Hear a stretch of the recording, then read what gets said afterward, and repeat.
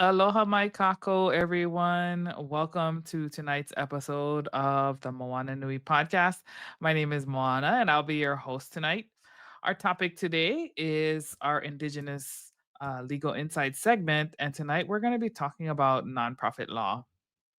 Um, this is a topic I think, being a community focused podcast, that I see a lot of our community organizations perform their work in the community through the mechanism of a nonprofit organization. And so I think this is something that hopefully will be helpful to folks who are either already working within the organization or who are considering forming one around their ideas and their passions that they have for the community, and the things that they want to do within it. So please feel free to engage, ask questions throughout the episode as always, and we will do our best to answer those for you.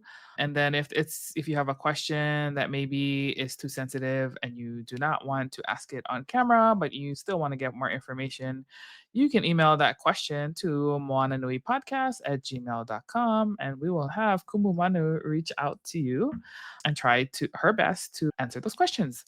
So with that said, I'm gonna bring her on. Kumu Manu, our resident law expert. Mahalo Nui, good to see you, sis. How are things Always. going with you today? Yeah, good. Usual rat race. I hear that. I hear that. Yes. Yes. So tonight we wanted to talk about nonprofits. And so I thought it'd be good to help people to understand what they're in for when they're forming one, maybe a little bit about the good, the bad, the ugly of it, when they can be beneficial, but the things that you also need to take into consideration, maybe even before forming one. So I guess with that said, what are some first, what is a nonprofit? And then maybe like some things that you should be planning for and keeping in mind when you're thinking about forming one. What we want to talk about today is just kind of do an introduction to what a nonprofit entity looks like. We've done a show previously on corporate entities Yep. or limited liability companies. So, a nonprofit is an organization that operates for public or social benefit rather than for profit. It's under the Internal Revenue Code 503C 3 that we hear about. But the C subsection, if you were to look it up and just do a quick search on the Internal Revenue Code 501C, you'll see there's a lot of different designations as far as nonprofits, which we won't go over today, but it depends on the type of nonprofit that you have. Obviously, C3 is the subsection, subpart 3 is the most popular in the US. I think the government, because it's not taxable, they expect you to put that money back into the nonprofit organization so that you can further fund the good work that you're doing in the community. So that's the whole purpose behind this. And there's other like Native American nonprofits too that also add benefit to the indigenous, just not the Native Hawaiian community.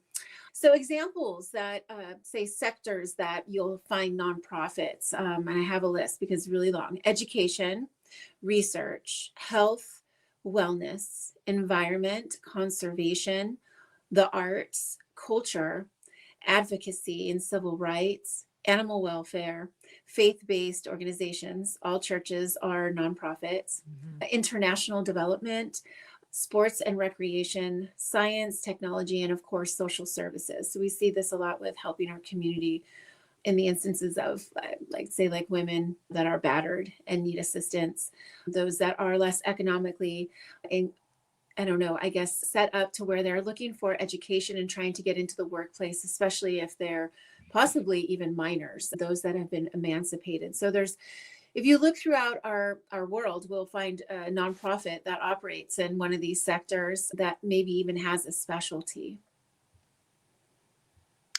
Yes, definitely. I think, and correct me if I'm wrong, sis, but I think one of the surprising ones to me that I found that was a nonprofit is the NBA, and I was like, oh, there's lots of profit going there. That's a problem.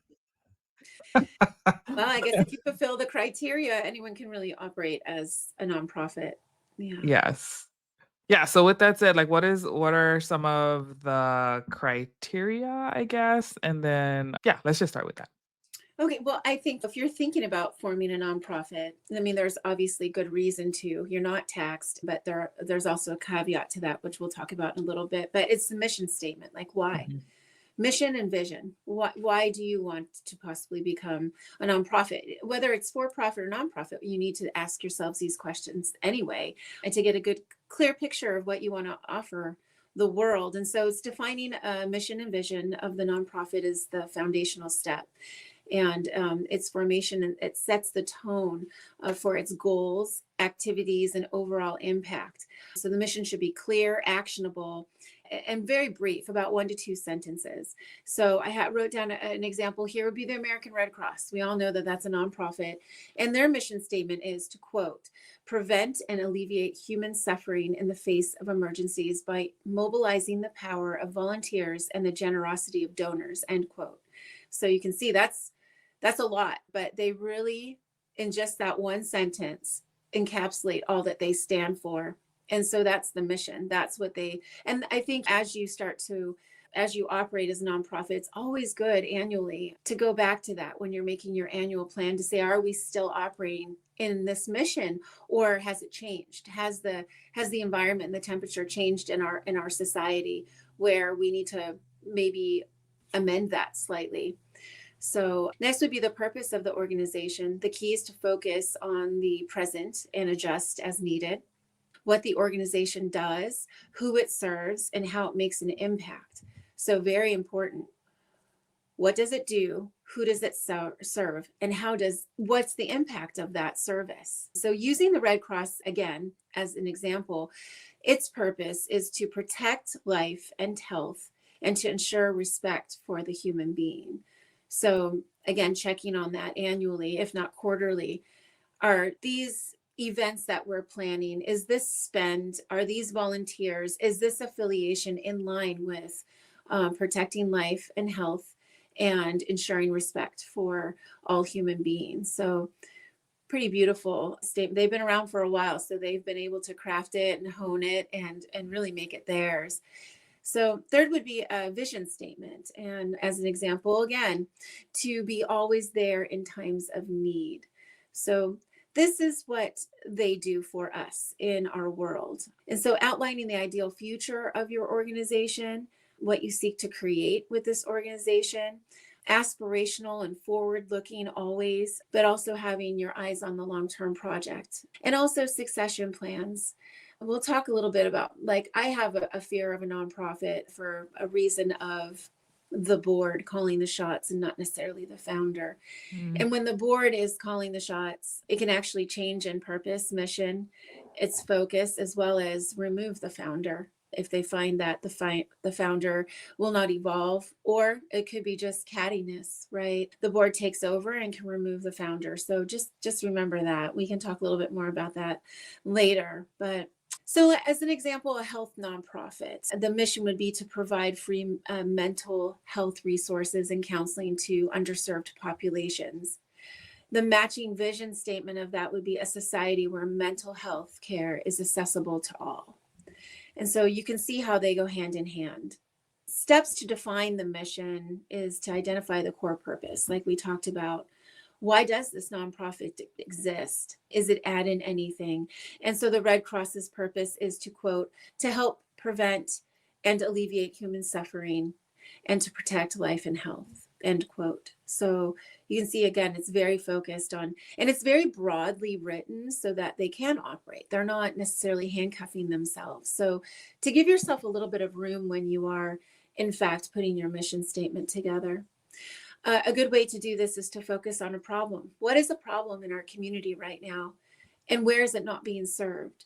So focus on the problem, address it, and add those specific solutions to the nonprofit so it can serve properly. And of course, this changes with your geographical location, right? So, and also cultural norms, right? What would be accepted and what, if the help was there versus, so clarifying your target audience, very, very important.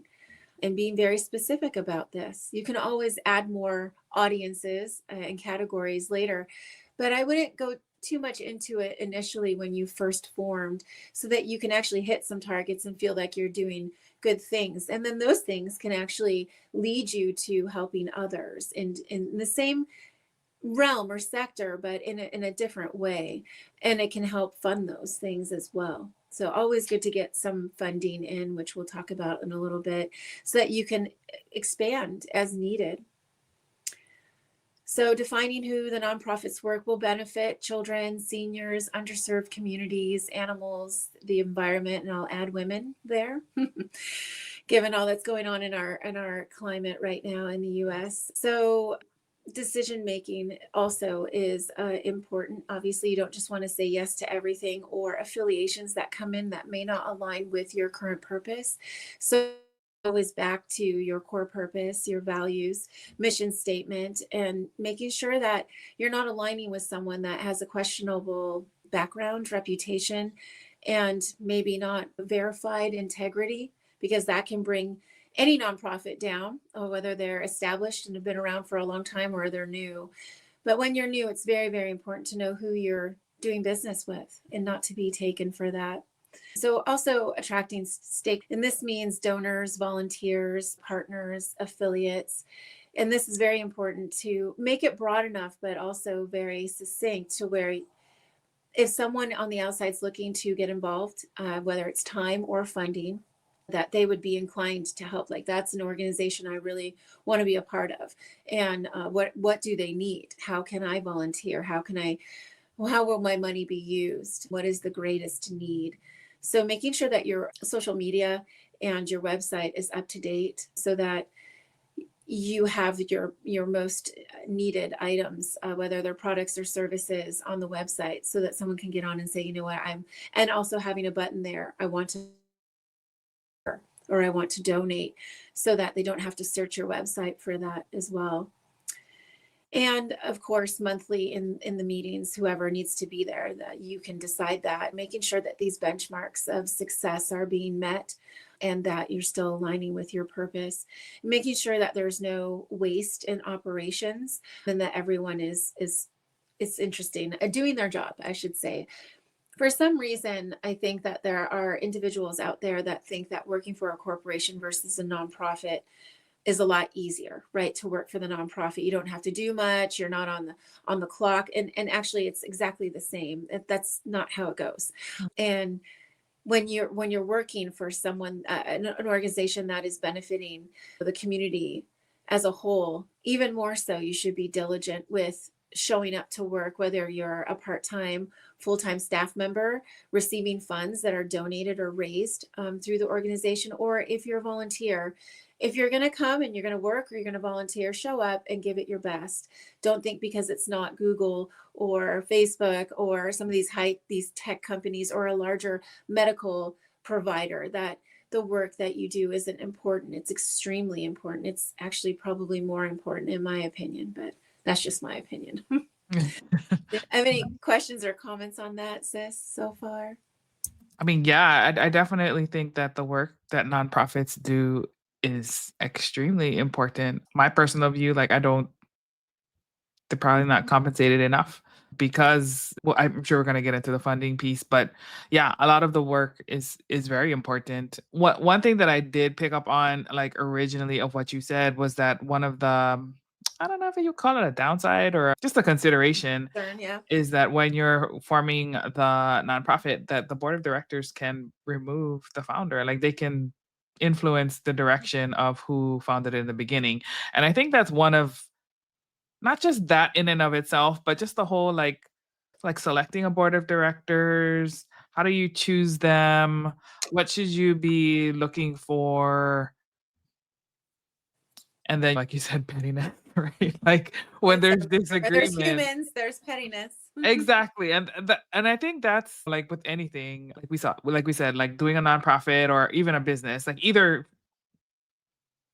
formation or mechanism, like, it requires a lot of work and things that you're gonna be investing your time and energy into, and so you definitely want to choose the right people and make sure that there is that alignment and that trust in ultimately, like, what you want the nonprofit to do. So I think that's one of the biggest takeaways. So far. And yeah, for That sure. was my big takeaway. I'll just share personally. So I started NACOA Inc., which was a nonprofit, and that was for the protection, education, and preservation of the Hawaiian lua, which is our indigenous warrior art. And it is a cultural practice, just not a martial arts like we see today.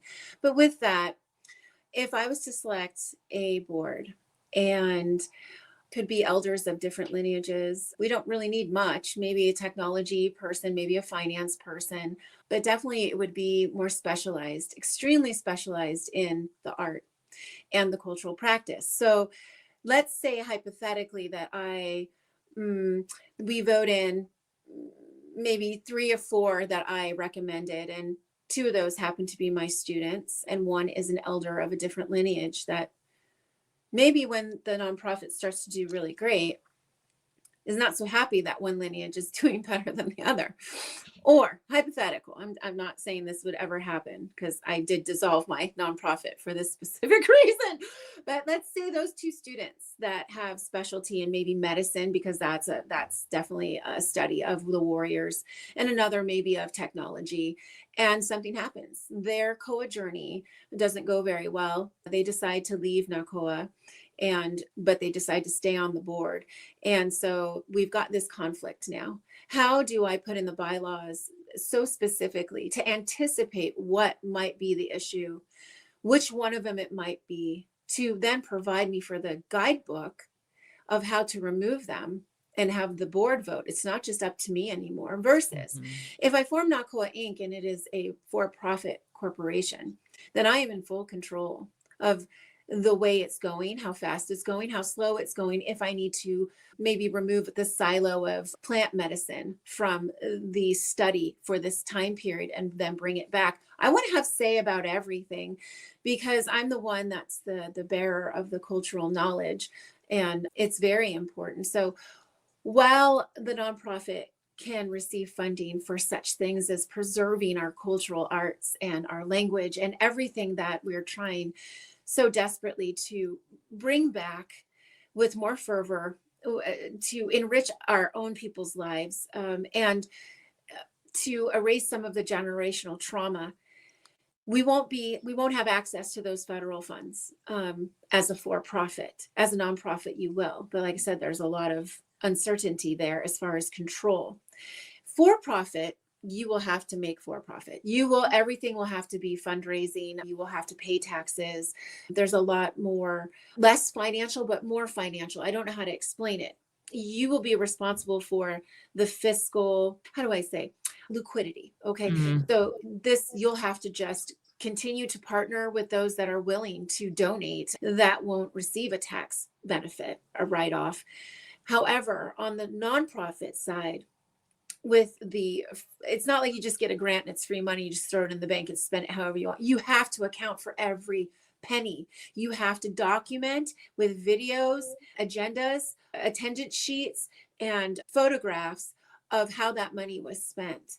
And so there's a lot of back end. If you have a nonprofit, I would highly suggest having someone, not necessarily on the board, but someone that is serving in a non-volunteer capacity, in a part-time capacity as needed, to handle the bookkeeping, controlling of the account, payments to everyone, including staff, and also to report on funding.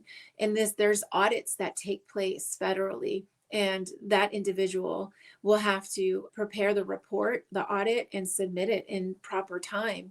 And that is usually after the funds. You have a period of time to spend the funds, and you have a period of time after the funds are spent to report back to the federal government. So, and taxes, this is nowhere in my notes tonight, but we'll just go over it. Taxes, you still have to file and showing zero. It's not that you don't have to file, but that's also $200 to $500 annually. That's a spend for the organization.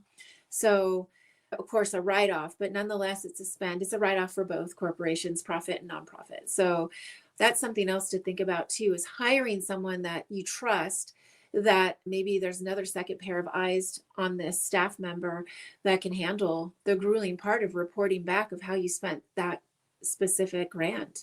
So things to consider here. One is not easier than the other. In fact, I tend to believe that the nonprofit is more work. Agreed. So having someone in an admin position as well, part-time, that stays with it, that doesn't let things fall beyond a week because it's just too much then. And if someone, I know things happen in people's lives, but if they can't get to it, there needs to be someone cross-trained on it so they can handle it on weeks or pick up the slack. Maybe employee one handled partial, and then the employee two will pick up on the remaining. And this is extremely important because to go back and try to recreate these documents and what you did, and you're not a criminal, it's just that you fell behind, but now you can't remember. There's documents all thrown in, records all thrown into one box, not really sure what goes with what.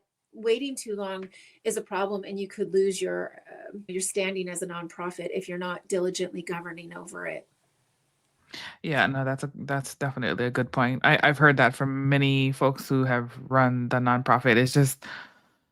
It's a lot of work and a lot more chances of scrutiny and all of that stuff. And so that's another another thing that has kind of kept me from doing it. It's just like I Yeah, don't know that I have the bandwidth to like it's manage a all. lot. It's a lot. I think for a lot of my work, it's probably why like even the podcast when we started, like I wasn't getting paid for it. It was a nonprofit. It wasn't a for profit. It was just a thing.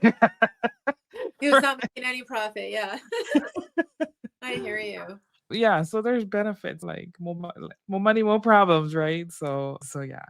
But Yeah, more thanks for different explaining problems that. for sure. Yeah, Yeah. it's a concern of mine, and that's why I dissolved mine. I couldn't let it go too long without assigning, like at least recommending a board, putting them in place, and then getting everyone together today is really difficult too. If they're Mm, not paid, and even if they're paid, they choose not to come to yeah, the board meetings, but we need a quorum. We need an right. amount, a majority amount of board members there to move forward on certain initiatives. And that can, especially in an annual meeting, that is painful because you need to actually rule on these things immediately so that you can go ahead and trickle that down from the board level to the executive level so that those that are actually doing the work every day, because it's not the board, it's the executives and volunteers, that at least you have a director that can at least direct everything and all the different silos of what's happening within the nonprofit. But if you don't have all of the directors there for a quorum and then have to revisit it, then everything gets put on hold. And that's time is money, right? And Mhm. we won't impact as much if we're screwing around on the back end. So yeah, very important. There's some key positions that really need to be put in place depending on your type of nonprofit. Yeah, I was gonna ask that. Like, is there a minimum amount of board directors that you have to have, or does that differ based on the type? Based on the type, but also I would check with the state. I don't actually, it's not my area of law. I just know, Okay. I just know quite a bit about it. And I can look it up if someone's asking for a specific state, which brings me to incorporation. So you still have to incorporate. There's nothing, you don't just get to operate. It's still the same as if you're filing for a for-profit corporation or LLC. So choosing a name, seeing if it's available, filing the articles of organization with the applicable state. Some states are more expensive in their filing fee than others, and draft the bylaws. The bylaws are very important. I can't overstate this enough. It's also very scary as well. And I'll give you the flip side of the coin. The foundational document, just like an LLC, an operating agreement. This is the operating agreement, but it's called bylaws. And I think different states call it different things. It could be synonymous. But these bylaws are extremely important. It tells you how to operate, how to hire, how to fire, when to file your taxes, when to seek extension on those, how you can who's eligible to be on the board at what time. You can even restrict yourself further and say that only once a year you can elect a board member unless there's a life emergency. I wouldn't do that because that restricts you too much, but it also shows you how to remove a director, which is extremely important. If they have missed 2 meetings and they're going through something, they haven't taken a sabbatical and they haven't responded, or they've responded with an excuse that's not good enough, they're not fulfilling their duty, then how do you remove them? Is it 3? Is it 5 meetings? And this is really important to lay out in the bylaws. Otherwise, you're stuck with that director who's either absent, causing issues, or actually combating certain initiatives that the nonprofit wants to move forward to. So now this goes to court. Now you've got to file breach of Mm, fiduciary duty to try to get the judge to remove this this director. So it's like, oh, I'll just have my buddy Tom and my friend Cynthia, and they're just on the board. We just have coffee once a year, even on the phone. We just say, oh, that sounds good, and we're done. And then I prepare the minutes of the annual meeting. And then what happens? Success happens sometimes, and success breeds contention with some of our friends. And when we put friends on the board and they see that you're doing well, the nonprofit, it's not you, but what you birthed is doing well. And then something changes in the relationship, and it's no longer a nonprofit club. Now it's actually a nonprofit, and you actually have to perform. And we're not just getting together like a book club. This is not that talking about issues in the world and trying to solve them. No, you're actually making a bona fide difference. And this changes people. It changes board members. So yeah, the bylaws are extremely important. They can be as lengthy or as short as you wish. I would say err in the center and be very concise. But also know this: if the nonprofit gets sued for any reason whatsoever, I'm not even talking about risk management insurance right now, I'm just talking on operations. Guess what? The plaintiff's attorney is going to get you there on the stand and say, Chairwoman, if you're the founder, can you turn to page 57 of your bylaws, which is way too long, by the way. Page 57 of the bylaws, section 2, 27, section 5, subsection E. Can you read that for me? Okay, so you read it. It's very clear on how to operate here. And you're defending yourself now. And he'll just say, did you follow this in the instance of plaintiff? Well, no, but yes or no. If the answer is no, you have liability.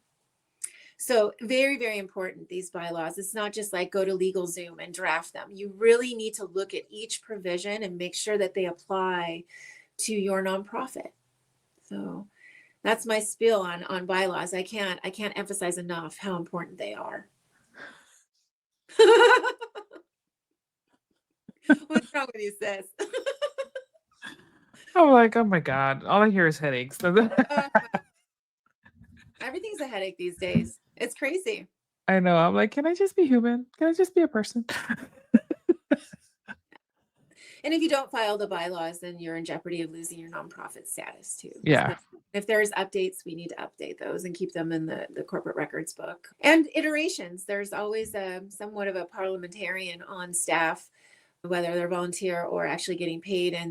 And they keep all of the different iterations and edits, modifications, amendments, and resolutions that are adopting those changes. Mm-hmm. And those are always with the prior bylaws. So it's not like, oh, that one's done, we don't apply. No, because guess what? If you do get sued and the current bylaws don't apply to that time when that volunteer fell, the employee is alleging wage and hour issues, another employee was sexually harassed and it was the director, so you have fiduciary duty, like it rolls up. Like if it happened right before a statute of limitations, but that's no longer your policy. Hopefully you made changes every time these things came through, right? To better yourself. You actually have to keep that and show that that's what it was, and that you did abide by the bylaws and operations at that time the incident occurred. So there's usually a parliamentarian that directs the meeting, makes sure that things are passed, seconded and passed, and they keep records of everything. Yep, sounds like a lot of work, huh? Okay. Yeah, I literally have to have a team. One person can't. I mean, you obviously have to have a board, and then of course, the founder can serve as all executives. But yeah, it's very difficult managing personalities as well. So yeah, interesting. Yeah, managing personalities, that part. Yep. That's yeah. I do enough of that in my day job, so no, but I mean, when you have alignment, obviously nonprofits are awesome. Yes. Like I like to focus on the actual work. It's all of the back house paperwork thing that is like very daunting to me. Like, trust me, I know. I am aware. Even with my group, I have to upload, I have to respond to emails and handle the money and making sure that payments are coming through, and a credit card has expired, and then uploading all of the classes to the online classroom that has close to 800 classes in it now, and it has to be cataloged of what we went over, and that, oh, it's just like the back end just will suck the life right out of you. Yeah, So yeah, absolutely. yeah. But mahalo for you for like creating 800 videos of Lua. That's freaking awesome. Well, they're class recordings. That's how many classes have happened. Yeah. So, and then students get to go back. I call that the frozen food. They get to go back and study it when they can. If they can't make class or they're looking for something, it's there. So, Yeah, no, that's but beautiful. oh, thank you. Talk about preservation. Well, it will survive me. So that's the hope, is that nowhere, I don't know any other Lua, a Kumu Lua, that has documented like I have. And so Mhm. hopefully it will help our people and my students continue after I'm gone. And it's the back end Lua. It's not the public Lua. This is the Yeah. cultural sacred, Mhm. where the students get to see it, where they've been already they went through the application process, and they have integrity and respect, and they won't misuse it, and they won't share it for profit or for any reason. Frankly, there's a kapu that's over the haumana, Right. and so yeah, they have access to that whenever they're 24/7. I'm not 24/7. That's 24/7. I mean, that was a smart move on your part, right? Like creating the repository because you don't want to be called on 24/7. Nobody wants to be called on that often. Yeah. Yeah. No, Yeah. that's beautiful. So, any questions on the board of directors? Because I can go over a little bit more. We can move straight into meetings and how Yeah, we we can keep. talk about meetings. Yeah. Okay, so regularly scheduled. You can do monthly, you can do quarterly, but there's minimum an annual meeting. I would suggest doing it quarterly at the minimum, not annually. I spoke about having a quorum, which is the minimum amount of directors present to pass something that has been brought to the floor or the table to move forward on certain things. It's good and bad. It could be removal of a director, a firing of an employee, deciding to link and affiliate with a sponsor, or a donator, like someone that donates that has a questionable corporation or Mm. personal background. So to actually have that all prepared for the directors so that they can review what's on paper before them or put it up on the screen. Paper can be a little hairy. If the person that you're discussing has an ally on the board, you don't want to allow those papers outside of the boardroom. So, and pictures of the same. So, confidentiality, very, very important. So, this is where the majority, and if you're not there, you're not there as a board member, then you don't get to vote on it. So, you can abstain if you're there and you don't want to go either way. You can go yes or yay or nay. And so voting procedures will be held by the parliamentarian, usually, making sure that he or she is documenting who voted yes and who voted no and who abstained. And that's in the minutes. And from that point forward, you can move on the next morning, have the director of the nonprofit speak with the executives and all the staff members about what was passed, what has changed, and what their new roles are in making that happen. So it's exciting when the voting goes well. The annual meeting, what they discuss is the organization's performance. They remove and elect directors, and directors also resign. And they address strategic goals for the following year, which usually are addressed quarterly. So, what's 1Q, 2Q? What's the focus? Who do we need to make it happen? And jobs are assigned at that time, tasks, so that everyone is moving forward. Record keeping, again, minutes of all meetings. And there is a meeting I haven't discussed, and that's an emergency meeting. So it would be a Mm. special meeting of the board of directors when someone has passed away that is served in any capacity. If there has been fraud where the corporate bank account has been accessed and drained, maybe a phishing attempt where it compromised the internal systems of the nonprofit, Mm. gaining access to volunteer information, every place that we've held an event, you name it. So when a special meeting is called, it is called, and it's within an hour or as soon as possible, as reasonably possible. And so there is a phone tree where everyone would probably not meet in person, but it would be on Zoom, like video, or even on the phone. And there would be an audio or video vote while this meeting takes place on how to move forward, what the priorities are, and who will do that. And so at that moment, then they'll reach out to those staff members and the director to make sure that this is immediately handled. So record keeping is extremely important, whether it's in-person meeting, it's scheduled, or it's a special meeting of the board of directors. Financial management. So budgeting, and the board approves the annual budget to ensure alignment with the mission and the initiatives of each quarter. Sometimes there's always a contingency. Usually 20-25% is sufficient, but there are also, if the nonprofit owns their own building, real estate, if they're renting and there's maybe another renter across the way had the pipe burst and now has caused issues.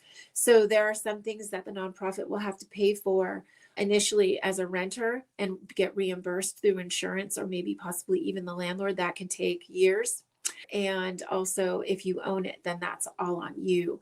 You can access some of your insurance and make a claim, or even just the water heater going out, there's $5,500 just like that. So it's really important to have money set aside for the physical location, but making sure that there's money for the mission of the nonprofit for the following year.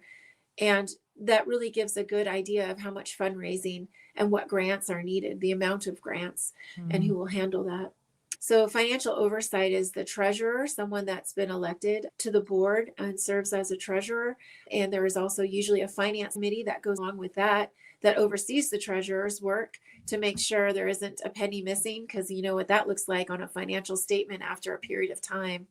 So cash flow, expenses, and compliance. So making sure that the line items are proper, especially if you're receiving grants, so that you can see the moment to moment spend of the grant money. And that could be anything from golf balls for an event to the more important items, clothing it depends on what the nonprofit does. Regular financial reporting to the board, this is monthly. Some do it quarterly, but I find that leaves room for human error, maybe not even on purpose, but also for impropriety and lack of diligence on the treasurer's part or the finance committee's part of making sure. More eyes are always better than just one pair of eyes or several pairs of eyes. Again, the relationship between the treasurer and the second pair of eyes needs to be looked at as well. If they're good friends, there could be something else going on if the money is not adding up. So very important to have extra eyes and in the finance committee look at these things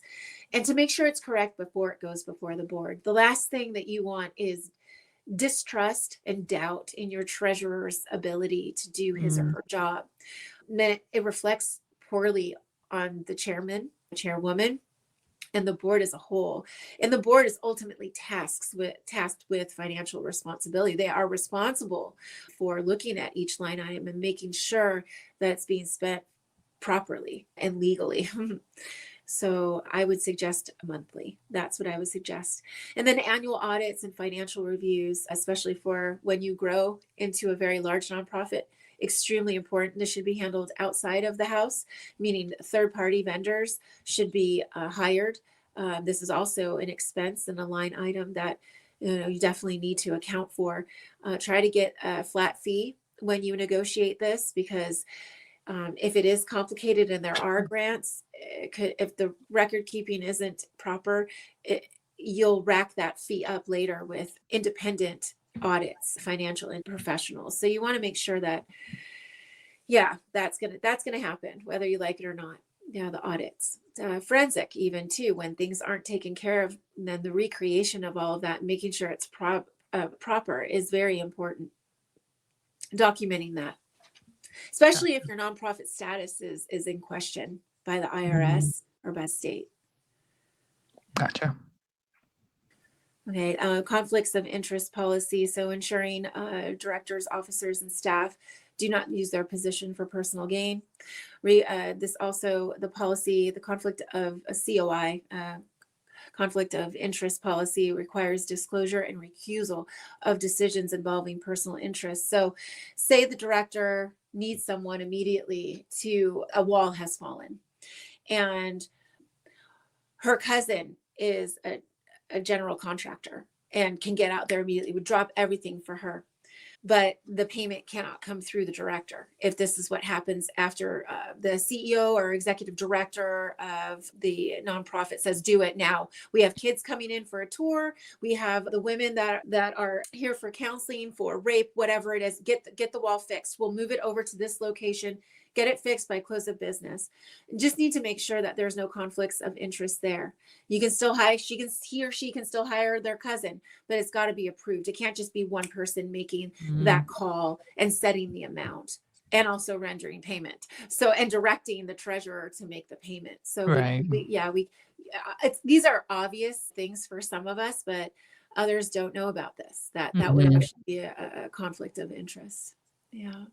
Gotcha. So would like to talk now about people and human resources, if Yep.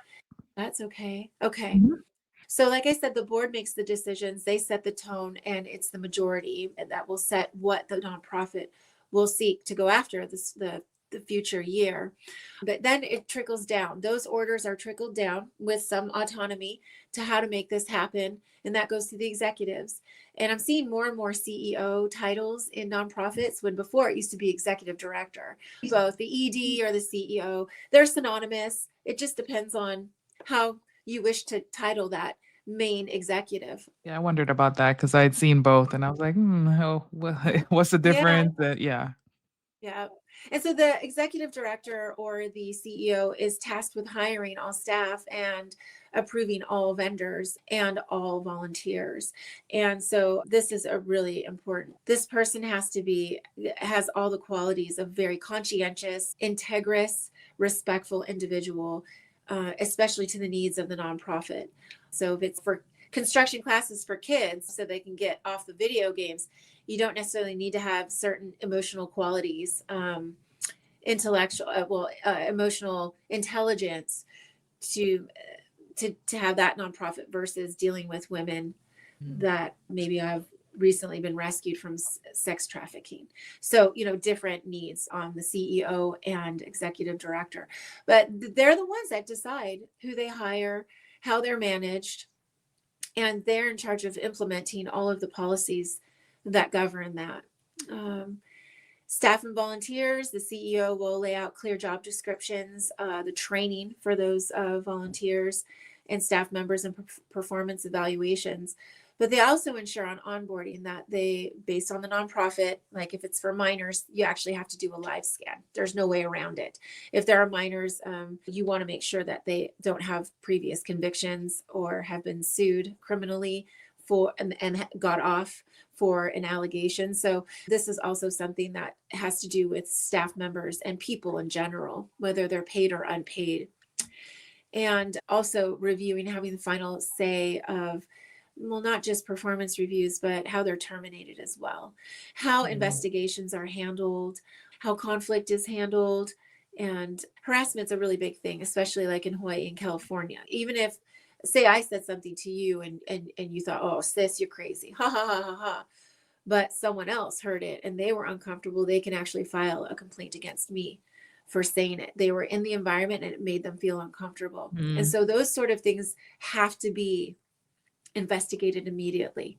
They have to. And so training the staff that will handle that, maybe someone that's like a specialist that can handle it and be there for the employees and volunteers, but also maybe if it grows so large, maybe even having a chief of staff so that they're the point person and the CEO is relieved of having to manage that. Also, whistleblowing, document retention, and ethics. These have to, sexual harassment, abiding by your states in which you incorporated to make sure that you're meeting all those deadlines. You're not exempt from training staff and keeping a safe and healthy work environment just because we're a nonprofit. Making sure that they're all aligned in the mission constantly, maybe starting with that in every staff meeting, mission alignment. And that's pretty much it for people. It's constant. So making sure that they're willing when you hire them to handle certain things and not being picky about it, because as the nonprofit needs shift, so do the roles. And it's not about the person, it's about what needs to get done and who can fulfill that role. But sometimes you see that it's really about the person, just giving them things to handle, and they're not invested, and they don't have integrity with fulfilling those duties. So Yeah, just like whether it's a nonprofit, for profit, any entity, really, like the hiring decisions are super important. extremely important. Yes. Yeah. And with everyone getting easily offended today, this is a very hard environment to navigate in. There's before we just had generational differences of interpretation, but now it's very complicated. So yeah, hats off to whoever handles that. So I want to talk about funding Yep. now, accepting donations. So online platforms, no brainer, but some are still not really operating in this way. They're terrified of online financial platforms, which is a shame. And if you are in charge of a nonprofit or thinking about founding a nonprofit, I would actually hire someone else that can handle this, making sure that the treasurer has eyes on. So PayPal, Venmo, Zelle is from an individual, can be to a corporation. Dedicated software, having the actual cart built into the website. There's also Stripe and Square, and there's so many different online platforms in which a nonprofit can receive donations. Now, someone on staff then receives that, or the treasurer will say, we received this, issue them a tax-free certificate so that they can include that in their tax return. So someone has to follow up with that and make sure that those are being mailed out weekly, if not daily, so that you don't lose track of that. Because if that individual donates and they put that they donated on their tax return and the IRS sees that, but they don't see where you've given that certificate, again, fines, violations, and if it's a repeated offense, you will lose the nonprofit status. So yeah, more things to think about. And donations, fundraising, different campaigns. They could be virtual, they could be in person, they could be a hybrid, virtual beginning and then getting together in person, using peer-to-peer, word of mouth. Even, I hate to say it, if it's focused on the elderly, they're not going to see it on social media most likely. So you're going to have to print out flyers and make a print budget for that. So getting the word out, really getting it out there, having everyone share on all their platforms if you can. And so applying for grants, identifying grant opportunities. This usually, you can search thousands and thousands and thousands of grants to try to find what you're looking for. You can put in key identifiers that may help you identify some, but my suggestion is to actually hire a grant writer that has access to the database that is a paid database that grant writers subscribe to, because their work is dedicated to this. They don't have hours and hours to go searching through. So hire a grant writer to identify grant opportunities for local, state, and federal grants. So there are different types of grants. There's not just federal grants, which I think most people think it's just federal. There's also grants that are offered by other nonprofit foundations, for-profit foundations, and corporations. And we know that in for-profit corporations, they always have a line item in there for donations to nonprofits. It also helps their end of year fiscal reporting when they get to write that off. So definitely take a look at the media, inquire with larger corporations, Fortune 100s, that may have an entire web page on their website dedicated to corporate grants. Look at the criteria and sick your grant writer on that and have him or her start preparing, start asking for the information that's needed from the CEO in each functional item, or a silo that handles certain and is keeper of that information. Writing strong grant proposals extremely important. So you can't just rush through it. And usually when you see it, you're like under the gun and like, oh my God, I only have so many days, or this is due in 6 hours.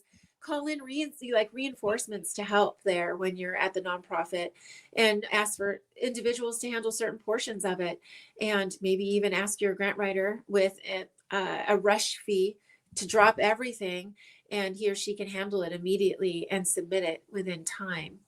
So clear objectives, measurable outcomes, budget, and sustainability plan. How, again, does this fold into and support and reinforce your mission and core values? So always keeping that at the forefront. So also, I know that the local, state, federal, and corporations, foundations, they're more inclined to donate if they see others have donated.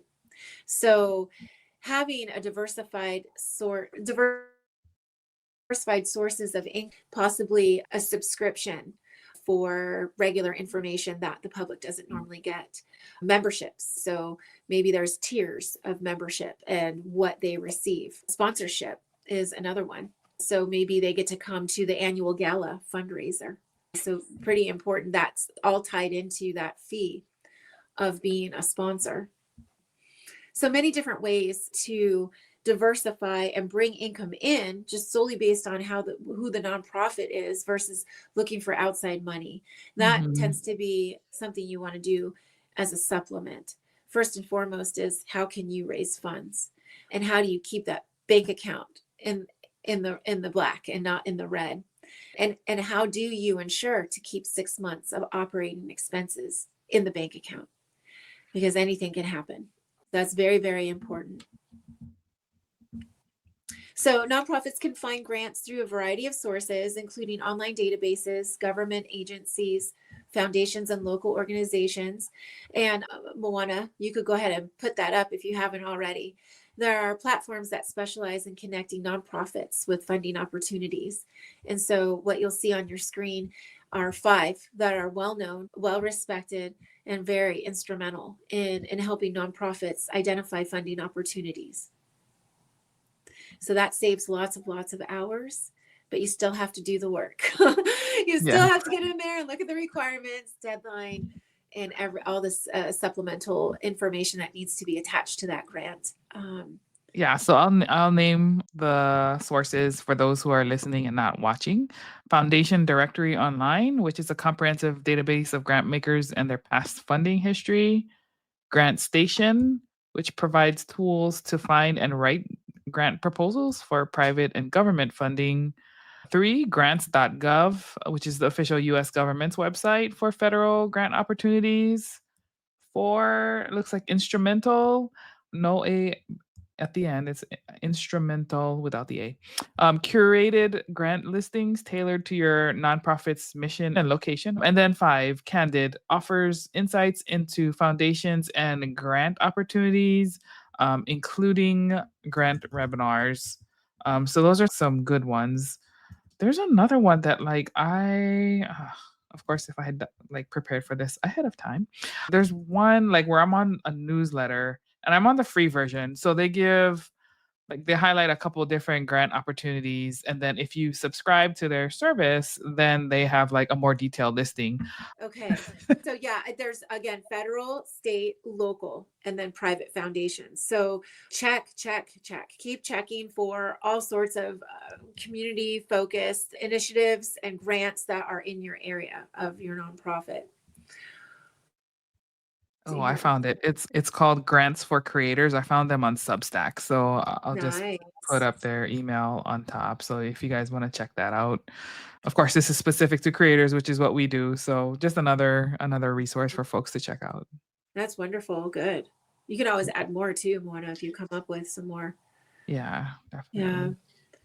So some of the private foundations I'm going to mention, some have real issues with, but they do set aside money. It would be the Walmart Foundation, Google.org, Bank of America Charitable Foundation.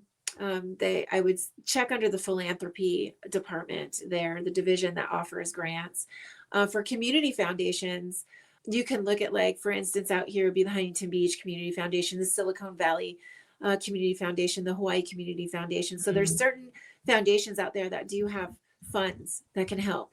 And then there's, of course, those hated family foundations, the Ford Foundation, the Rockefeller Foundation.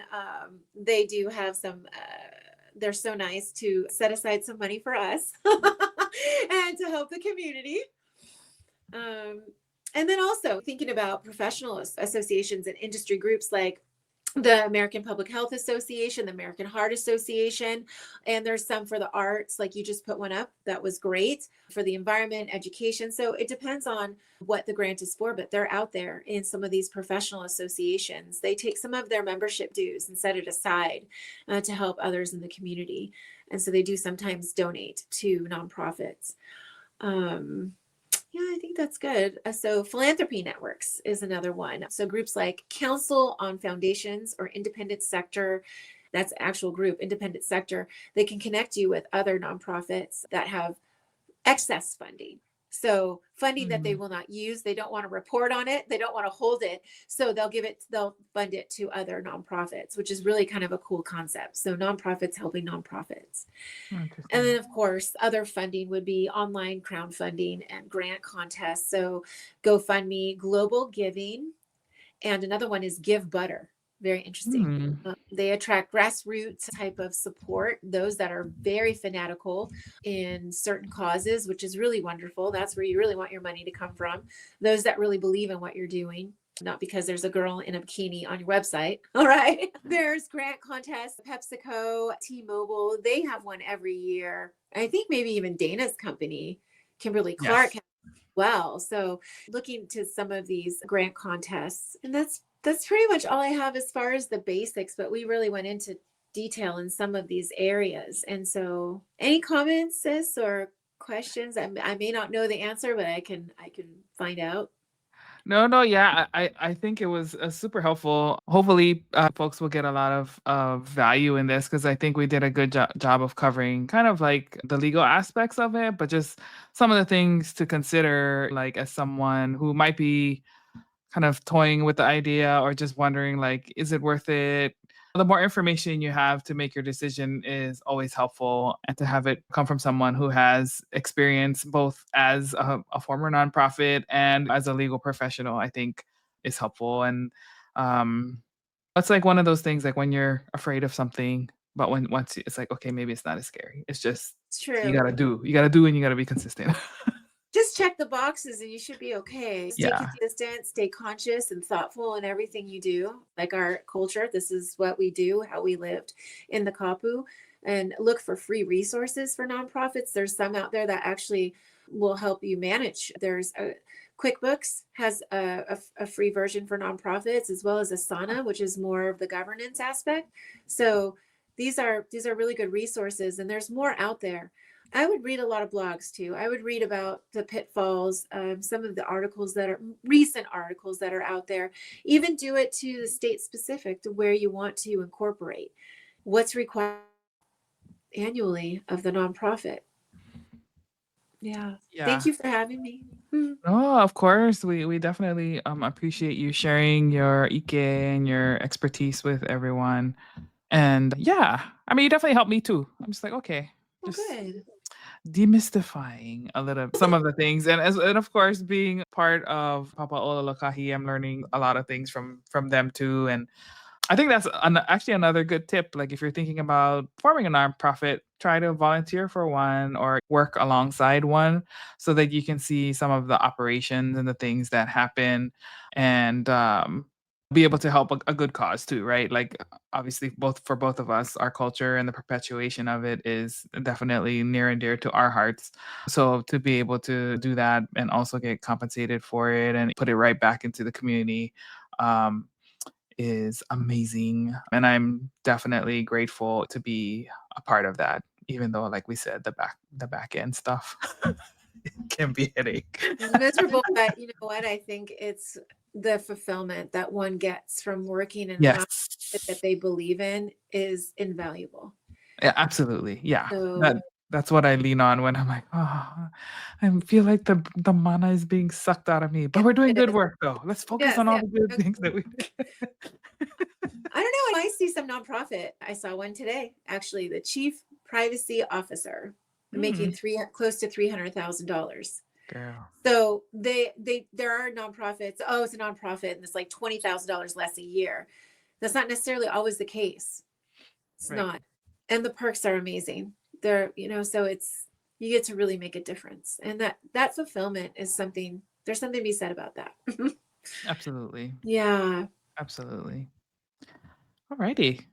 Well, everybody, thank you for tuning in. I hope you guys got a lot of value out of this episode. As always, if you have more questions about this particular topic, you can send them to Moana Nui podcast at gmail.com, and we will share that with Kumu Manu, and she can try to help to ask. I'm sorry, to ask or answer those questions. Or I could even, maybe we'll start doing some like mini episodes. So if you send in a question, Kumu Manu can answer, and like in a shorter format, like a mini video that will be tailored just for you.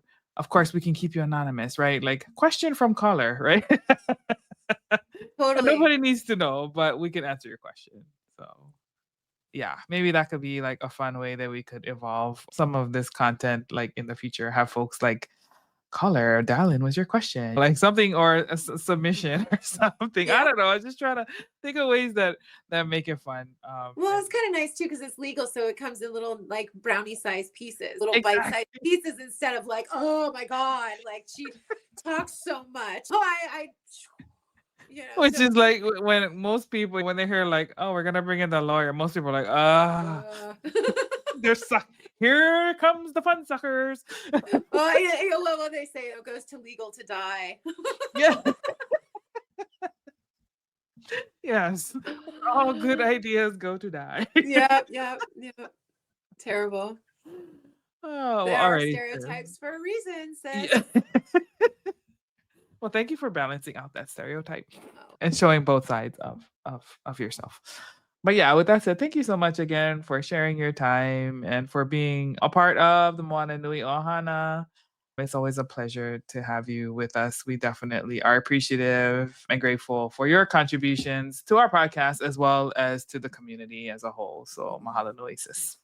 thank you. Alrighty, guys. Thank you for tuning in. Like, subscribe, share, and we hope you guys will tune in next week. Take care. I hope you guys have a great rest of your week, and we will see you guys next time. Mahalo. Ahui ho, everybody. So many stories left to tell, even if we have to ourselves. Can keep history on the shelf if they won't tell it, we will. If this the land of the free, it was a freedom then. When they annexed Hawaii and called it Cedar Lands, without any type of payment and no signing off. Called themselves a republic in 1894. 1.2 million acres overtaken from the native Hawaiians. When they resisted, the West retaliated in violence and erasure. The Hawaiian language is banned as part of colonialism's plan to expand, yeah. Stuck between a rock and a hard place. Multiple bombings of Kaho'olawe. As a part of their ongoing war with Asia, used it as a place for target practice. No consent or compensation. Colonizers call for annexation.